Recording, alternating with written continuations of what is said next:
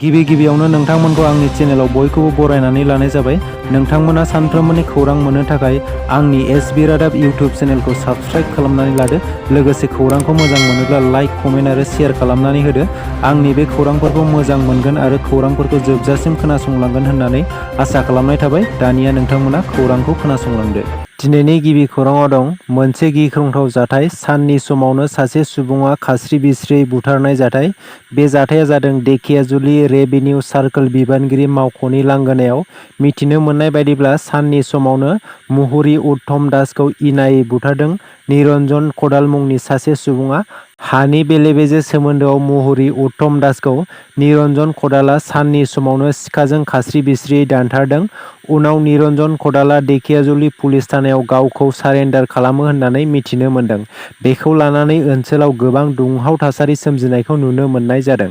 बर' बिजोंनि जेंनाफोरखौ लानानै गोनांथारै सावरायदों एबसु, बर' थुनलाइ आफाद आरो बिकेडब्लिउएसिनि गेजेराव। मैया गुवाहाटि नोगोरमानि खानापारायाव थानाय बड'लेण्ड गेस्ट हाउसआव थानाय बे गोनांथार जेंनाफोरखौ लानानै सावरायनाय जादों।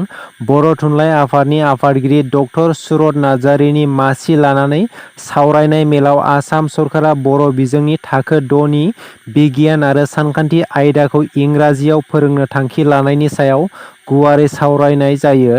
बे गोनां सावरायलायनायनि गेजेरजों एबसु, बर' थुनलाइ आफाद आरो बिकेडब्लिउएसिनि दैदेनगिरिफोरा खौसेयै थांखि लानाय जादों। मख'नो गोनांदि अल आसाम बर' गुदि फोरोंगिरि गौथुमा खावलायनाय लेखायै बिकेडब्लिउएसि सरकारा आसामनि सोलोंथाइ मन्थ्रिजों सावरायनो थांखि लानाय जादों। बे गोनांथार सावरायनायाव मिरु एबसुनिफ्राय आफादगिरि दिपेन बर', लोगो आफादगिरि खोरोमदाव औवारी, गाहाय नेहाथारि खनीन्द्र बसुमतारी, नेहाथारि आनन्द दैमारी, बुंथिगिरि अबिद नार्जारी, गेलेमु नेहाथारि गणेश बसुमतारी आरो माखासे दैदेनगिरिफोरा बाहागो लादों। सावरायनायाव बर' थुनलाइ आफादनिफ्राय आफादगिरि डक्टर सुरत नार्जारी, लोगो आफादगिरि प्रसान्त बर', गाहाय नेहाथारि नीलकान्त गयारी, नेहाथारि बिनय कुमार नार्जारी आरो माखासे दैदेनगिरिफोराबो बाहागो लादोंमोन। फारसेथिं बिकेडब्लिउएसिनिफ्राय मावफुं सोद्रोमा अनिल बसुमतारी, प्रदीप स्वर्गियारी, प्रणब बर' आरो माखासे दैदेनगिरिफोराबो बाहागो लायो। गुबुन फारसेथिं अल आसाम बर' गुदि फोरोंगिरि गौथुमनिफ्राय आफादगिरि मदन स्वर्गियारी, गाहाय नेहाथारि थानेश्वर ब्रह्म दैमारी आरो नेहाथारि सुसिल बसुमतारीआबो बाहागो लायो। गुवाहाटि नोगोरमानि खानापारा बड'लेण्ड गेस्ट हाउसआव सावरायनाय गोनांथार मेलाव माखासे थांखिफोर लानाय जादों होननानै मिथिनो मोननाय जादों। नोंथांमोननावबो 2000 रांनि बिलाइ दङब्ला थाबैनो सोलायना लादो।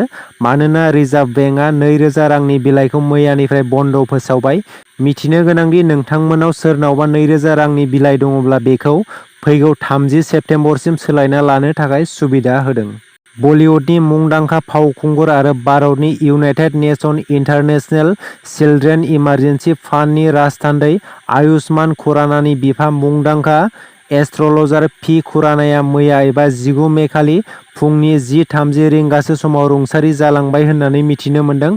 मिथिनो मोननाय बायदिब्ला आयुष्मान खुरानानि बिफा पि खुरानाया थांनाय 3 सान सिगांनिफ्रायनो पान्जाबनि महलियाव थानाय फर्टिस देहा फाहामसालियाव बिखानि बेरामजों नाख्रेबजानानै फाहामथाय लागासिनो दंमोन आरो मैया बे बुहुमखौ अराय समनि थाखाय नागारलांबाय होननानै मिथिनो मोननाय जादों।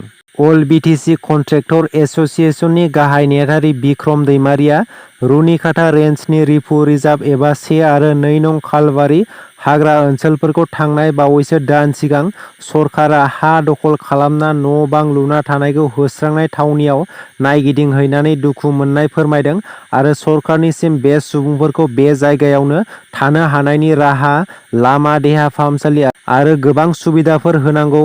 मानोना बे सुबुंफोरा बेनिनो थागिबिखा होननानै सरकारखौ खावलायदों। दिनैनि खौराङा एसेनोसै। आसा खालामो खौरांखौ खोनासंनानै मोजां मोनबाय आरो खौरांखौ मोजां मोनदोंब्ला मोनसे लाइक खालामनानै गालांदो। लोगोसे सानफ्रोमबोनि खौरां मोननो थाखाय एसबि रादाब इउटिउब चेनेलखौ साबस्क्राइब खालामनानै लादो। गोजोन्थों।